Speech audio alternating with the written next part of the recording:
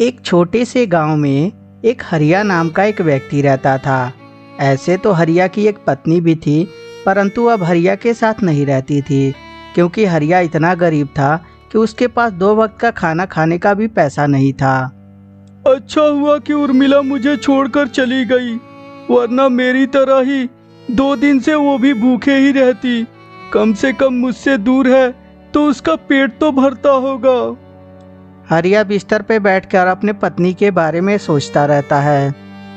अरे मैं भी कितना मूर्ख हूँ, अपने पत्नी के खाने पीने के बारे में तो सोच रहा हूँ, परंतु मेरा क्या जो 2 दिन से भूखा हूँ।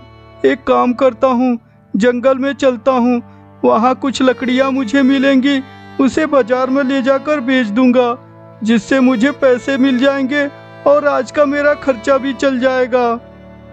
और यह सोचकर हरिया जंगल की तरफ निकल पड़ता है। तभी सामने जाकर देखता है कि एक बहुत ही हट्टा कट्टा मोटा सा पेड़ रहता है और सोचता है, इस पेड़ की टहनियाँ तो कुछ सूखी हुई दिखाई दे रही हैं। एक काम करता हूँ, इसी सूखी टहनियों को काट लेता हूँ और इसे बाजार में ले जाकर बेच दूंगा। इस बात को हरिया सोच रहा होता है, तभी पेड़ पर बैठा तोता सोचने लगता है कि सूखी टहनियों को काटेगा तो मेरा घर भी टूट जाएगा। और तभी तोता बोलता है, अरे भाई, तुम कोई और पेड़ क्यों नहीं देख लेते? यहाँ मेरा घोंसला भी है, तुम्हारे सूखी टहनियों के चक्कर में मेरा घोंसला भी टूट जाएगा। अरे मैं कहीं सपना तो नहीं देख रहा, ये तोता क्या सच में बोल रहा है? नहीं नहीं, मेरे कान बजते होंगे, वरना ये तोता इंसानों की तरह कैसे बात कर सकता है? क्या सोचने लगे लकड़हारा, मेरी बात मान लो, प्लीज यहाँ की टहनियाँ मत काटो। अरे दादा, ये तोता तो सच में बात कर रहा है। ओए तोते, मैं यहाँ सूखी लकड़ियाँ नहीं काटूंगा तो कहाँ काटूंगा? ऐसे भी पूरा जंगल छान मारा, एक तुम्हारे ही पेड़ पर सूखी लकड़ियाँ हैं, बाकी किसी पेड़ पे सूखी लकड़ियाँ नहीं हैं। लकड़हारे की बात सुनकर तोता सोचने लगता है और फिर तोता बोलता है, ऐसे भी सूखी लकड़ियाँ तुम काट कर करोगे क्या? तुम्हें तो जलाना ही है ना, तो कोई और लकड़ियाँ क्यों नहीं काट लेते?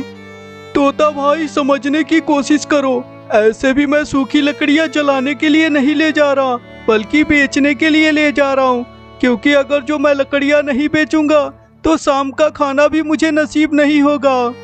लकड़हारे की बात सुनकर तोता थोड़ी देर सोचता है कि आदमी तो ठीक है, आदमी लालची भी नहीं है और ज़्यादा परेशान भी नहीं कर रहा है, क्योंकि अगर जो कोई और लकड़हारा होता तो अभी तक लकड़ियाँ काट लिया होता। और तभी तोता बोलता है, अरे लकड़हारा भाई, इस छोटे से बातों से परेशान हो?